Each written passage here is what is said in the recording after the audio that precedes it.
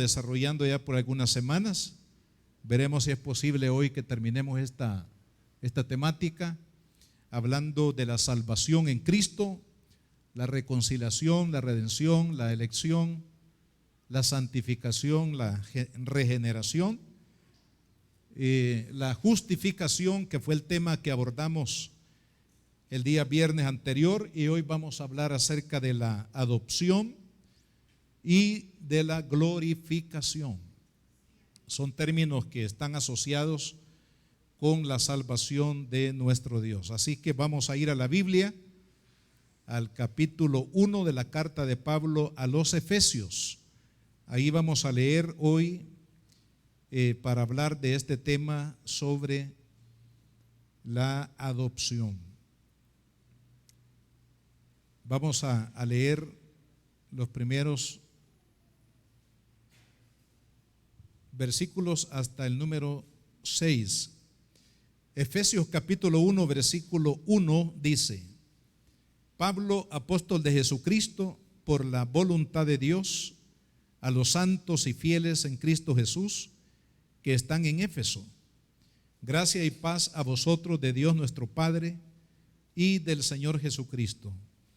Bendito sea el Dios y Padre de nuestro Señor Jesucristo, que nos bendijo con toda bendición espiritual en los lugares celestiales en Cristo, según nos escogió en Él antes de la fundación del mundo, para que fuésemos santos y sin mancha delante de Él, en amor, habiéndonos predestinado para ser adoptados hijos suyos por medio de Jesucristo, según el puro afecto de su voluntad, para alabanza de la gloria de su gracia, con la cual nos hizo aceptos en el amado. Aquí en esta porción de la palabra, especialmente en el versículo 5, se menciona este término, adoptados, o la adopción, que es el tema que vamos hoy a compartir. Hermanos, la palabra adopción significa o es el acto de la gracia de Dios por medio del cual, por la fe en Jesucristo, nos hace parte de su familia, con sus privilegios y también con las obligaciones. O sea que este acto de la adopción es la manera como Dios nos acepta en su familia. Si usted ha recibido a Cristo como su personal Salvador, usted es parte de la familia de Dios. Somos hijos de Dios. Pertenecemos ahora a la familia de Dios por medio de la fe. Esta palabra adopción era o es un término que también tiene un carácter legal. En esta parte de la legalidad o el uso legal de la palabra adopción, significa un acto de amor y de carácter legal a través del cual un padre acepta como hijo a una criatura que no procede de su sangre y le otorga todos los derechos y obligaciones como hijo. No sé si algunos de los que están acá o de las personas que nos escuchan tendrán esa experiencia, porque yo sé que hay muchas personas, no solamente aquí en nuestro país, sino más allá de nuestras fronteras, que han experimentado lo que es de primera mano el haber sido adoptados. Quiero decirles que nosotros en nuestra familia tenemos el privilegio de tener un nieto que es nuestro nieto y hijo de nuestro hijo y su esposa por adopción. Y es tan hermoso, por decirlo de esa manera, tan bello, se siente tan bien dentro del corazón cuando este nieto nos dice papito o mamita, en el caso de mi esposa, ¿verdad? Y lo vemos definitivamente, porque así es, lo vemos como uno de nuestros nietos, con ninguna diferencia con los demás. Esta experiencia, hermanos, yo diría que el padre o los padres que adoptan a un hijo. Para mí es un amor especial. Es un amor definitivamente, claro, se deriva del amor de Dios, pero es un amor especial, porque he notado que no cualquier persona o cualquier matrimonio o padres adoptan a un niño que no es de su sangre para hacerlo su hijo. Es más, he conocido matrimonios que por alguna razón, pues que solamente Dios lo sabe, no han podido procrear hijos y les cuesta aceptar la idea de adoptar a una criatura para ser su hijo, a pesar de la condición, digamos, de no poder procrear hijos de su propia sangre. No es tan fácil. Yo diría que son contadas las familias que han experimentado lo que significa la adopción. Adoptar, amar a una persona, a una criatura, en este caso a un hijo, que no es de nuestra propia sangre, y hacerlo parte de nuestra familia y darle todos nuestros privilegios y los derechos como todo hijo merece. Imagínense, hermanos, si esto se puede dar en el ámbito humano, que nosotros podamos amar a una criatura, a un niño, a una niña de esta manera para hacerla nuestra hija, nuestro hijo. Imagínense usted el amor de Dios, porque de eso se trata cuando dice la Biblia aquí en el versículo 5 que en amor, habiéndonos predestinado para ser adoptados hijos suyos por medio de Jesucristo según el puro afecto de su voluntad. El Señor nos ha adoptado, Él nos ha hecho parte de su familia. Y quiero que veamos tres cosas aquí en este pasaje de la Biblia. Primero, ¿cuál es el fundamento de esa adopción? Está ahí claro que dice en el versículo 5, por medio de Jesucristo. Lo hemos dicho desde el principio de este tema de la salvación, que la salvación descansa en el sacrificio de nuestro Señor Jesucristo. La Biblia dice que por fe somos salvos y no por obras, para que nadie se gloríe. Entonces la salvación, incluyendo este término de la adopción, que es una forma de enseñarnos Dios cómo nos amó y cómo nos hizo sus hijos, sigue diciendo la palabra por medio de Jesucristo. Por medio de Cristo, usted y yo llegamos a ser parte de la familia del Señor. Segundo, ¿cuál es la posición que Dios nos da al venir a la fe de Jesucristo? Dice, adoptados hijos suyos. O sea, la salvación significa que usted y yo somos hijos de Dios. No toda persona es un hijo de Dios, hay que aclararlo, ¿verdad? Toda persona que hay sobre la faz de la tierra somos creación de Dios, porque Él nos hizo, dice la Biblia, a su imagen y a su semejanza. Pero aquellos que hemos aceptado a Cristo, aquellos que hemos creído en la obra salvadora de Cristo, más que creación de Dios, ahora somos hijos de Dios. Por eso dice la palabra acá, que por medio del amor de la salvación de Dios en la adopción nos hizo hijos suyos. Y por otro lado también el propósito por el cual Dios nos salvó y nos ha hecho parte de su familia. El propósito está en el versículo 6. Dice, para alabanza de la gloria de su gracia, con la cual nos hizo aceptos en el amado. La salvación viene por el sacrificio de Cristo. La salvación nos da una posición de hijos, ya no solamente de criaturas, sino de hijos de Dios, parte de la familia de Dios. Y también, hermanos, la salvación tiene un propósito. Y el propósito está muy claro en el versículo 6, dice que vivamos para la gloria de Dios. Usted y yo debemos de vivir para la gloria de Dios. porque Él en su amor y en su misericordia nos ha redimido, nos ha perdonado, nos ha hecho parte de su familia, y ahora Él quiere que nosotros vivamos para la gloria y la honra de su poderoso nombre. Así que es un privilegio, hermanos, el ser hechos hijos de Dios por medio de la fe en la persona de Jesucristo.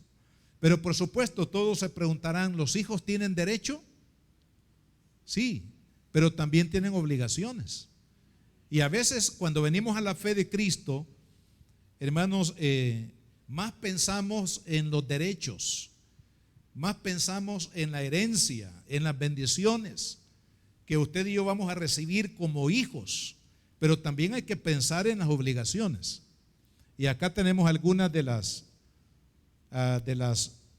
los privilegios y las obligaciones que tenemos en la familia de la fe por medio de la salvación en Cristo. Aquí tenemos, por ejemplo, en los privilegios. ¿Qué privilegios tenemos? Pertenecer a la familia de Dios. ¿Se siente usted bendecido por ser parte de la familia de Dios?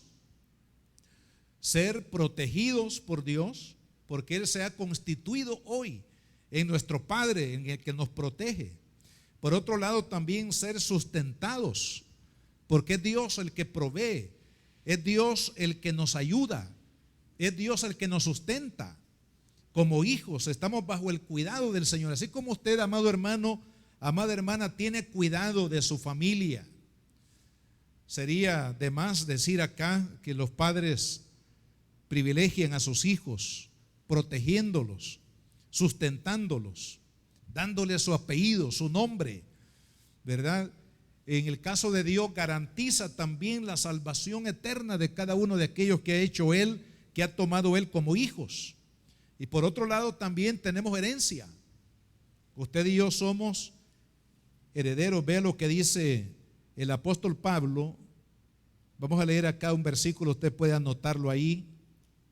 Capítulo 8 de la carta a los Romanos, el versículo número 16 y 17. Se los leo, dice: el Espíritu mismo da testimonio a nuestro espíritu. ¿De qué? ¿De qué nos testifica el Espíritu Santo en nuestro espíritu? De que somos hijos de Dios. Por eso dice la Biblia que aquel que no tiene al Espíritu no puede llamar a Jesús Señor, porque el Espíritu de Dios no le testifica, no le asegura su relación con el Señor, pues no conoce al Señor. Pero aquella persona que ha entregado, ha recibido a Cristo en su corazón como Señor, como Salvador, dice la palabra que el Espíritu le va a dar testimonio de que es hijo de Dios. Ahora pregunto, todos los que estamos acá, que en alguna manera pues la intimidad del corazón solamente Dios lo sabe, pero ¿cuántos de los que están acá pueden decir: tengo el testimonio, la seguridad del Espíritu Santo en mi corazón de que soy hija de Dios, de que soy un hijo de Dios? Esa certeza, ¿verdad? Porque la salvación, como decíamos la semana anterior, es una certeza, una experiencia, la cual podemos nosotros testificar con toda certeza en nuestro corazón. Así que el Espíritu da testimonio a nuestro espíritu de que somos hijos de Dios. Y cuando llegamos a esa calidad de hijo de Dios, ¿qué sucede? Y si hijos, también herederos. ¿Cuántos herederos de Dios tenemos aquí?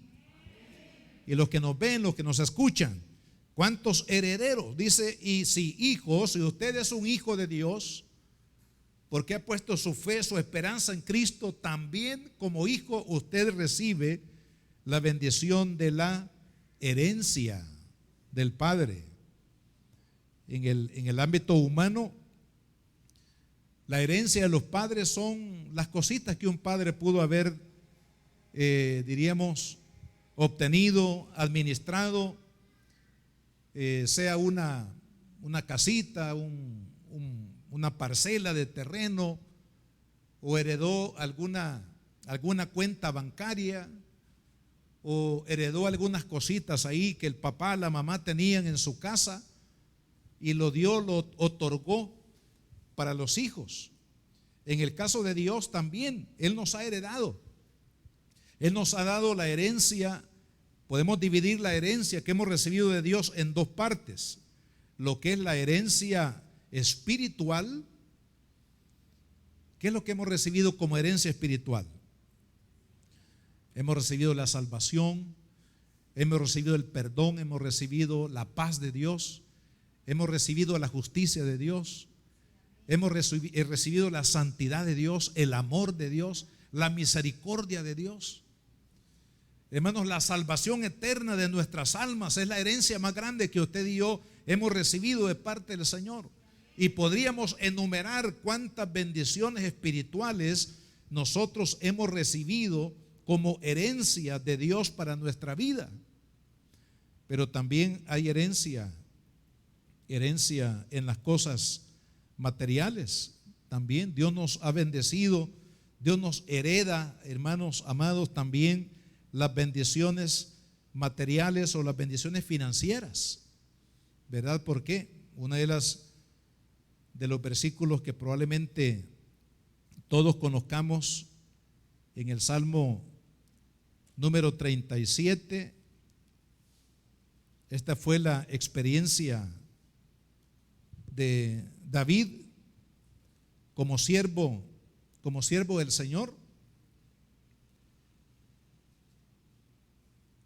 Dice el versículo 25 de este salmo: joven fui y he envejecido y no he visto justo desamparado ni su descendencia que mendigue pan. En todo tiempo tiene misericordia y presta, y su descendencia es para bendición. Ahí claramente la palabra de Dios aquí nos dice que Dios también nos provee el pan. Nos provee, hermanos, las bendiciones materiales. En el versículo, este es un pasaje que todos los días que oramos al final lo leemos o lo recitamos. En el Salmo 103, versículo 1 dice: bendice alma mía Jehová, y bendiga todo mi ser su santo nombre. Bendice alma mía Jehová, y no olvides ninguno de los beneficios. ¿Cuáles son los beneficios que usted y yo recibimos de parte del Señor? Él es quien perdona todas tus iniquidades, el que sana todas tus dolencias, el que rescata del hoyo tu vida, el que te corona de favores y misericordias, el que sacia de bien tu boca, de modo que te rejuvenezcas como el águila. O sea, aquí en esta promesa del Señor, Él nos promete bendiciones espirituales, que Él va a perdonar nuestros pecados. Nos promete también bendiciones físicas, porque dice que Él va a sanar todas nuestras dolencias. También Él nos promete provisión, protección, cuando dice el que nos rescata, el rescata del hoyo. ¿Qué significa esa expresión? Probablemente significa de la misma muerte o del peligro de la muerte. Dice también que Él nos corona de favores y misericordias, y también sacia de bien nuestra boca. ¿De qué está hablando? Está hablando de la sustentación de Dios, del alimento. ¿Sabe que Dios tiene presente en su corazón que usted necesita alimento? Yo también. Que usted necesita un hogar donde vivir, que usted necesita salud, que usted necesita un empleo para llevar el pan de cada día a su hogar. Dios lo sabe, y Él se ha comprometido en su palabra de bendecir a sus hijos proveyendo. En el Salmo 128 también quiero leer algunos versículos para hablar acerca de esta herencia. Dice: bienaventurado aquel que teme a Jehová, que anda en sus caminos. Cuando comieres, vea lo que dice ahí: cuando comieres el trabajo, ¿de qué? De tus manos. En otras palabras, lo que hacemos, a lo que nos dedicamos, al obrero que se dedica a su trabajo, al profesional que se desarrolla pues su talento, su trabajo, donde quiera que sea, o el trabajo que sea. Dice que cuando honramos a Dios, cuando comamos del trabajo de nuestras manos, seremos bienaventurados y nos irá bien. ¿Qué quiere decir? Que Dios va a bendecir nuestro trabajo. Dios va a bendecir nuestro trabajo multiplicándolo. Por otro lado, también habla de la bendición en la familia, porque también la familia es una herencia. ¿Sabían ustedes? Dice la Biblia que el que haya esposa, haya el bien y alcanza la bondad de Dios. Así que, amado hermano, su esposa es una bendición de Dios. Para mí, mi esposa es una bendición. Y sé que para cada uno de ustedes. También en el Salmo anterior, en el Salmo 127, en el versículo 3 dice: herencia de Jehová son los hijos.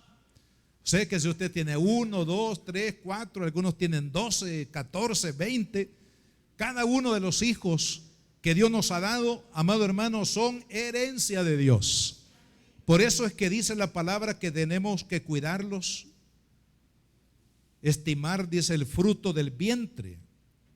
¿Por qué? Porque es herencia. Entonces, tenemos herencia en lo espiritual y también tenemos herencia en lo físico, en lo material. Siéntase usted bendecido.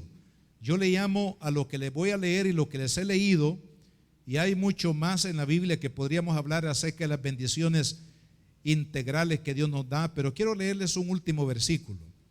Espero que ustedes los estén anotando ahí en algún papelito, en algún bosquejo, donde lo escriban. En la tercera carta de Juan, en el capítulo, tiene un capítulo nada más. En el versículo 2, tercera carta de Juan, el apóstol, podemos leer el 1 y el 2. Dice: el anciano Agayo, el amado, a quien amo en la verdad. Amado, esa es la carta que Juan le dirige a este anciano que era parte de la iglesia. Amado, yo deseo, y también creo que Dios lo desea porque esta palabra fue inspirada por el Espíritu Santo. Amado, yo deseo que tú seas prosperado. ¿En qué? En todas las cosas. Es decir, Dios nos quiere bendecir, hermano. Dios quiere prosperar nuestra vida. Dios quiere prosperar nuestro trabajo. Él mismo nos da los talentos, nos da las capacidades para poder trabajar, para poder ser laboriosos.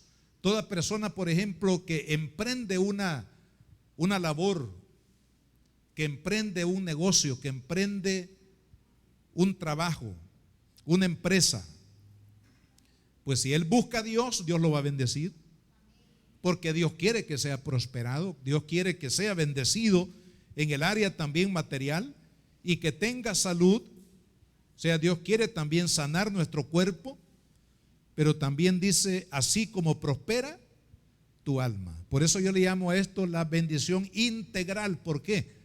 Porque tiene que ver con la prosperidad del alma, o sea, conocer a Cristo, amarlo, servirle, ser hijo de Dios, amado por Dios, salvo por la gracia divina, pero también Él quiere que tengamos salud. Usted se preguntará por qué los pastores oran todos los días por sanidad, por qué oran por los enfermos que probablemente estén en un hospital ahora mismo. Probablemente algún enfermo esté escuchando esta palabra. Le digo, en el nombre de Jesús, Dios los sana por su gloria, porque Él nos ama, porque Él quiere, hermano, que tengamos salud. La salvación tiene que ver también con el bienestar físico, porque Dios quiere la integridad de su bendición en nuestra vida, pero también Él quiere, hermanos, que no mendiguemos pan. Bueno, habrán algunos momentos, porque creo que todos los cristianos pasamos por momentos difíciles en la economía. Habrán momentos en que tal vez no vamos a tener los 5 tiempos de comida que ahora tenemos, ¿verdad? Digo algunos. ¿Por qué 5? Porque algunos desayunamos. Ahí por las 10 de la mañana, 10:30, andamos buscando el pan dulce con el café. luego almorzamos.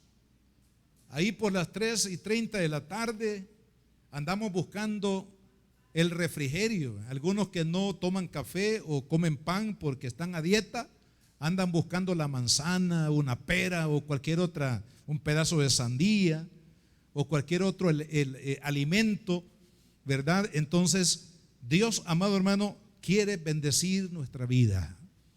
¿Por qué? Porque Él nos ama, porque Él tiene cuidado de nosotros. Y aún, hermanos, cuando atravesemos momentos de crisis en la economía, donde probablemente no habrán 5 tiempos de comida, quizás solo 2, pero aún en esos 2 es bendición de Dios. Dios aún en las pruebas, el Señor, hermanos, nos santifica, nos prepara, fortalece la fe para que sigamos adelante, para que no perdamos la visión, el enfoque de la vida eterna, que es lo más importante que Dios quiere para cada una de nuestras vidas. Bien, entonces, siéntase amado por Dios. Hace unos meses atrás estuvimos visitando a nuestro hijo, y qué, hermano, qué maravilloso, qué precioso se siente abrazar a los nietos, los que somos abuelos aquí. Abrazar a los nietos es una bendición. Y abrazar a nuestro nieto Ricardo Josías, así se llama, Ricardo Josías, hermano, que es parte de nuestra familia, es algo maravilloso. Usted también en esta hora siéntase amada, amado por el Señor, porque Él dice en su misericordia, hermanos, en Cristo, por el amor de Dios, en la fe de Cristo, Él nos adoptó como hijos. Así que hoy no se sienta usted extraño, no se sienta como, diríamos, ¿qué estoy haciendo aquí en la iglesia o en la familia de Cristo? Porque usted y yo somos hijos de Dios. El Espíritu nos da testimonio de que somos hijos de Dios, y hijos también herederos. Así que usted también no solamente siéntase como hijo, sino también siéntase como heredero. Amén. Heredero de las bendiciones espirituales, físicas y aún materiales de parte de nuestro Dios. Dios no desampara a sus hijos. Dios honra a aquellos que le honran. Dios bendice a aquellos que le buscan. Si usted y yo le buscamos en lo espiritual, hermanos, Dios también nos va a proveer todo aquello que usted y yo necesitamos. Nunca me he visto como un cristiano, diríamos, desprovisto de lo necesario. ¿Por qué no pedirle al Señor? ¿Cree usted que es lícito pedirle al Señor, Señor, dame un esposo, una esposa que sea conforme a tu corazón? Para los jóvenes, para los solteros, los casados ya tenemos el cónyuge y eso es una bendición. Pero los jóvenes tienen que orar y decir: Padre, en el día oportuno, Señor, bendíceme con una esposa que sea conforme a tu corazón. Y la jovencita también debe de orar y pedirle a Dios que la bendiga con un hombre, con un esposo que sea de acuerdo al corazón de Dios.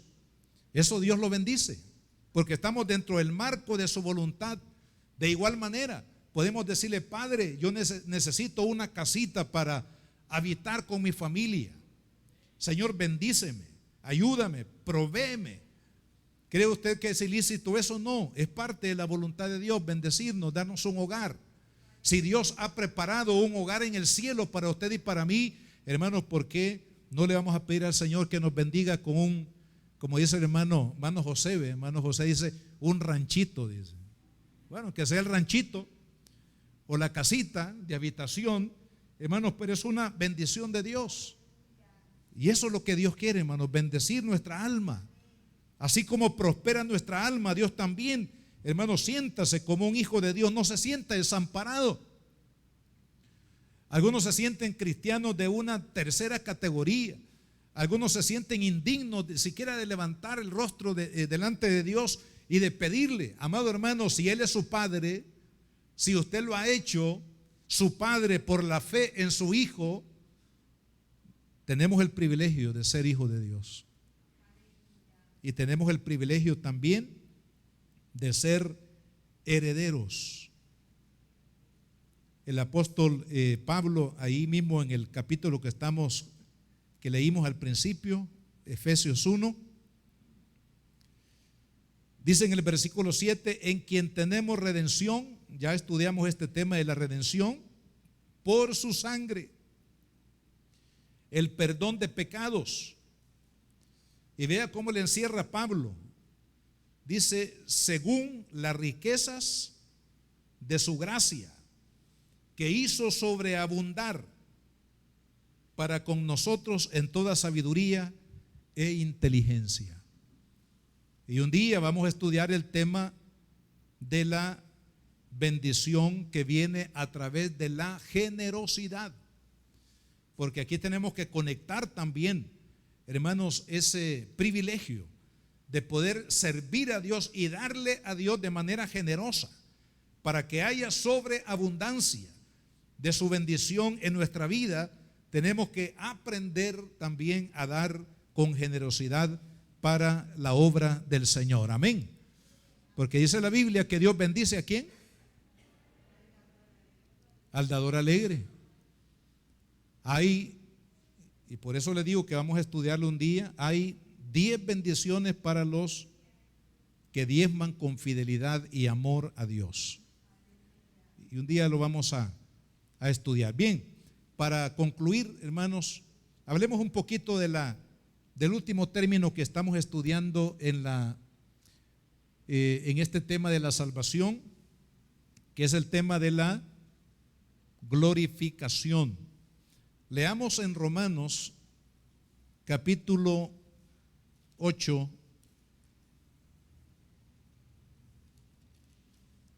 Romanos capítulo 8, versículos 28 al 31. ¿Lo tienen? Escríbanlo por ahí. Y sabemos que los que aman a Dios, ¿cuántos aman a Dios? Todas las cosas les ayudan a bien. Esto es, a los que conforme a su propósito son llamados. Porque a los que antes conoció, o sea, en el conocimiento previo de Dios, Él lo conoció a usted y a mí, también los predestinó para que fuesen hechos conforme a la imagen de su Hijo, para que Él sea el primogénito entre muchos hermanos. Y a los que predestinó, o sea, a los que predestinó en Cristo, ya estudiamos ese tema, los que predestinó en la fe de Cristo, a estos también llamó, a los que llamó, a estos también justificó, ya hablamos de la justificación también, y a los que justificó, a estos también glorificó.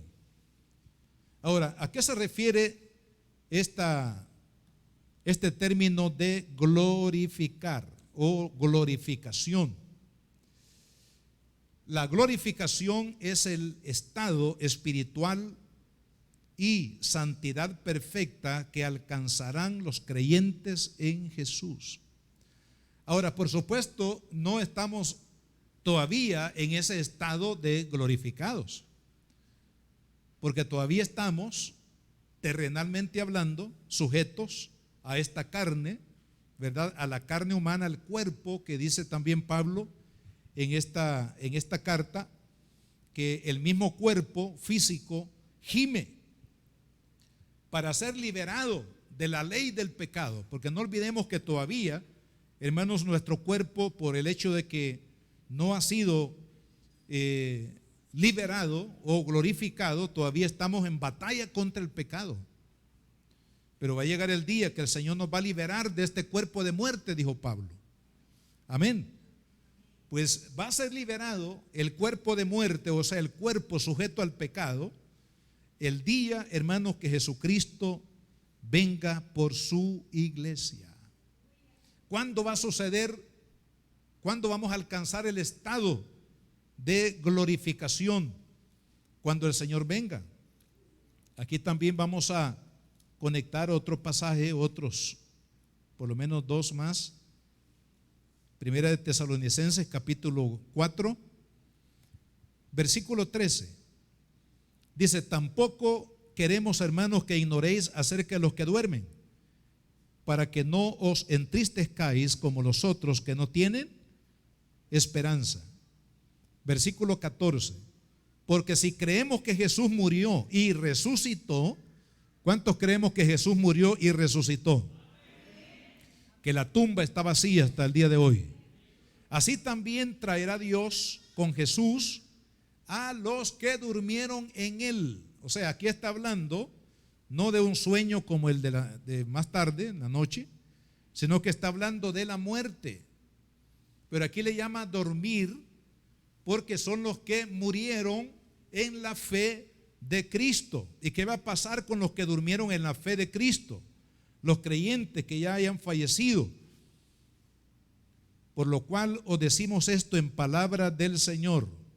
Notemos que no es palabra de Pablo, es palabra del Señor Jesucristo, que nosotros que vivimos, que habremos quedado hasta la venida del Señor, no precederemos a los que durmieron, o sea, a los que ya murieron en Cristo, porque el Señor mismo, con voz de mando, con arcángel, voz de arcángel y con trompeta de Dios, descenderá del cielo, y los muertos en Cristo resucitarán primero. ¿Y qué pasará con el segundo grupo? Luego nosotros, los que vivimos, o sea, los que estén vivos al momento de la venida de Cristo, dice, seremos arrebatados juntamente con ellos en las nubes para recibir al Señor en el aire, y así estaremos para siempre con el Señor. ¿Cuándo es que el Señor nos va a librar de este cuerpo de muerte? Bueno, cuando Él venga, cuando Él se manifieste. Los que ya hayan muerto serán transformados. Su cuerpo será el cuerpo de pecado, el cuerpo de debilidad que fue sembrado a través de la muerte, va a resucitar en un cuerpo nuevo, en un cuerpo glorificado. Y vamos a hablar de algunas características de este cuerpo glorificado. También el otro pasaje que quiero dejarles ahí para que ustedes también lo lean más despacio, 1 Corintios capítulo 15, habla de este momento de la glorificación que va a suceder el día que el Señor venga, el día que el Señor levante a los que murieron en Él y transforme este cuerpo de muerte en un cuerpo espiritual y un cuerpo glorificado en la venida de Cristo. Capítulo 15 de 1 Corintios, versículo 35, dice: pero dirá alguno, ¿cómo resucitarán los muertos? ¿Con qué cuerpo vendrán? Necio, lo que tú siembras no se vivifica, sino muere antes. Y lo que siembras no es el cuerpo que ha de salir, sino el grano desnudo, ya sea de trigo o de otro grano. Pero Dios da el cuerpo como Él quiso, y a cada semilla su propio cuerpo. Para cortar la lectura, el versículo 42. Así también es la resurrección de los muertos. Estamos hablando de los muertos en Cristo. Dice, se siembra en corrupción y resucitará en incorrupción. O sea, lo contrario. Se siembra este cuerpo que fue corrompido por el pecado original. Ya conocemos a Cristo, pero este cuerpo todavía no ha sido redimido, no ha sido glorificado. Por eso cuando el cuerpo muere, el cuerpo de un cristiano muere, aun cuando su cuerpo todavía está bajo los efectos del pecado, de la corrupción, se va a levantar. ¿De qué manera? Dice, en incorrupción. La palabra incorrupción significa que no puede haber corrupción en él. O sea, un cuerpo incorruptible que no se corrompe. ¿Por qué? Porque ya no es sujeto al pecado, no es sujeto a la muerte, no es sujeto a las debilidades que hoy en este plano estamos nosotros viviendo. Se siembra en deshonra, resucitará ¿en qué? En gloria. versículo 43. Se siembra en debilidad, pero ¿qué dice? Resucitará en poder. Hermanos, la muerte física es la máxima expresión de la debilidad de esta naturaleza humana de la cual estamos revestidos hoy. Las personas más fuertes, más sanas, más inteligentes, los que han tenido más éxito en la economía, en cualquier otro campo, hermanos, la muerte los lleva a la mayor expresión de debilidad humana. Por eso la Biblia dice que está establecido que el hombre muera una sola vez y después de esto el juicio. Pero en el caso de aquellos que hemos creído en el Señor Jesucristo, este cuerpo va a ser sembrado en debilidad, pero se va a levantar ¿cómo? Se le va a levantar en poder, gloria al Señor. Se va a levantar en el poder de la resurrección de Cristo para que podamos vivir con Él. Dice el versículo 44, se siembra cuerpo animal, o en otras traducciones dice cuerpo natural, refiriéndose al cuerpo humano. Resucitará ¿cómo? En un cuerpo espiritual. Amén, porque hay cuerpo natural y cuerpo espiritual.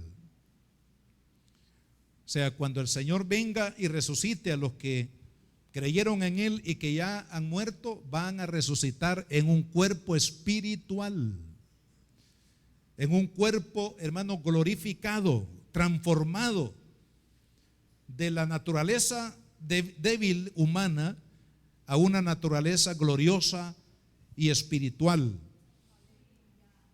Más dice, se siembra cuerpo animal, resucitará en cuerpo espiritual. Hay cuerpo natural o animal y hay cuerpo espiritual.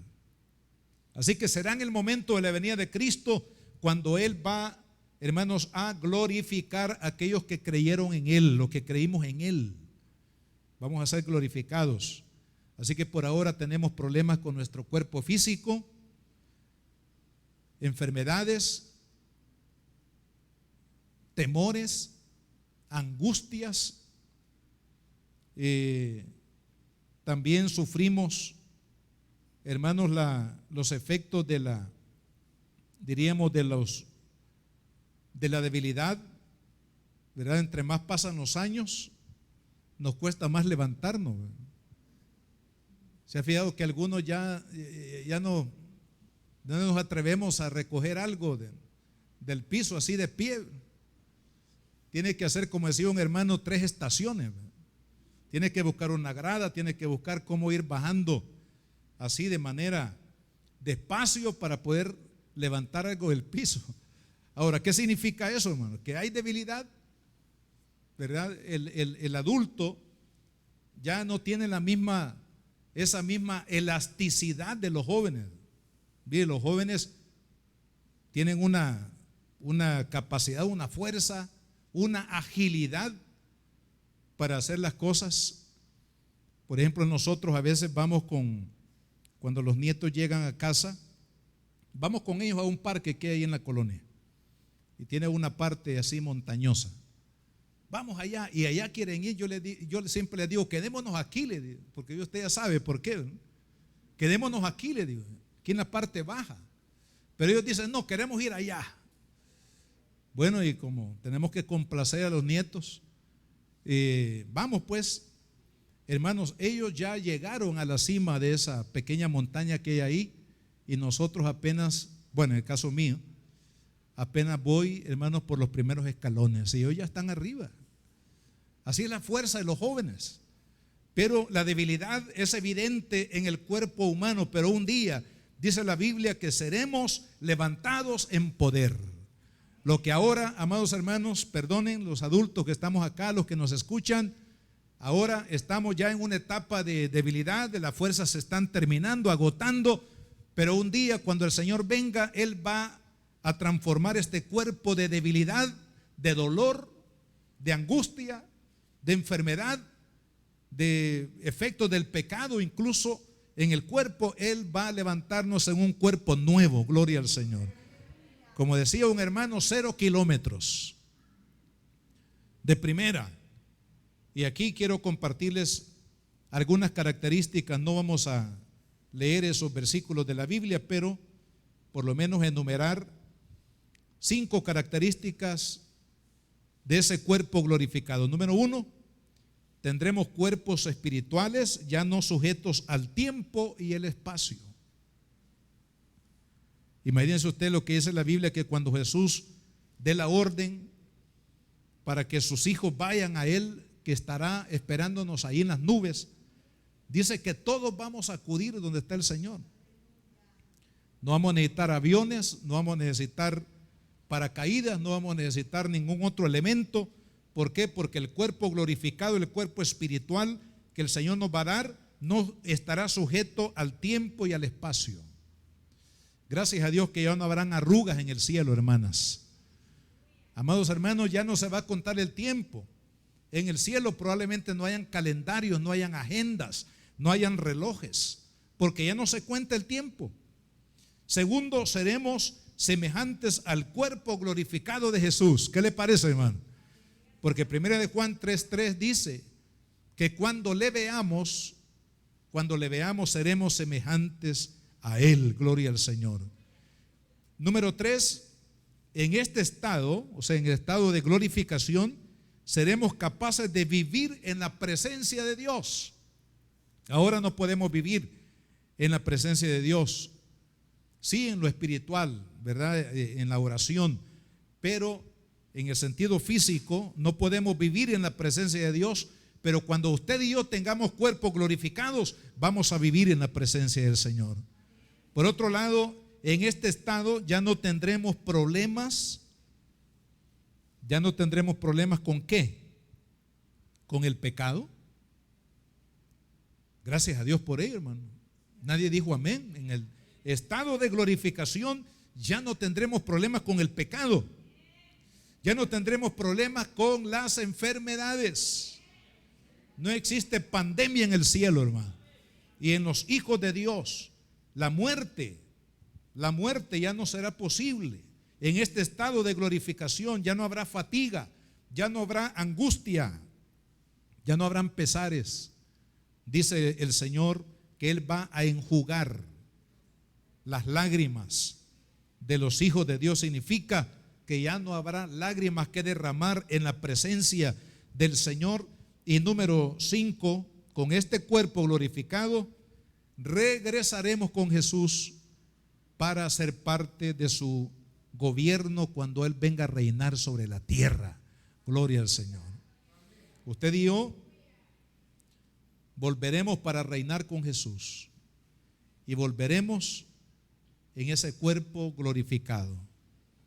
Probablemente en el tiempo del milenio, el tiempo del gobierno de Cristo, a usted el Señor lo mande a ser parte de su embajada en cualquier parte del mundo, y probablemente usted no va a necesitar tomar un avión para llegar a aquel lugar, porque como dije, el cuerpo glorificado ya no está sujeto al espacio ni al tiempo.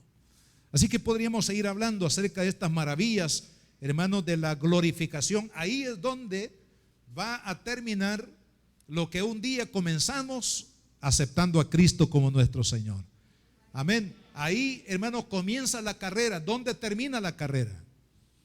Termina en la gloria de Dios, en el hogar que Dios ha preparado para usted y para mí. Por eso dice la Biblia que debemos, hermanos, guardar la salvación con temor y temblor.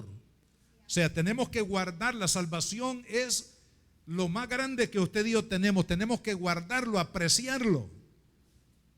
Porque como digo, comenzamos aceptando a Cristo como nuestro personal Salvador y vamos a terminar en su presencia. Amén. Disfrutando de la gloria eterna que Él prometió para todos aquellos que le amamos. ¿Vale la pena servir a Cristo, mis hermanos? ¿Vale la pena seguir al Señor? ¿Vale la pena amarlo, honrarlo, servirle todos los días de nuestra vida? Claro, vale la pena porque hay un galardón eterno que Él ha preparado para usted y para mí en su presencia. Vamos a orar, vamos a pedirles que se pongan de pie, vamos a darle gracias a Dios y así en la oración vamos a finalizar este momento.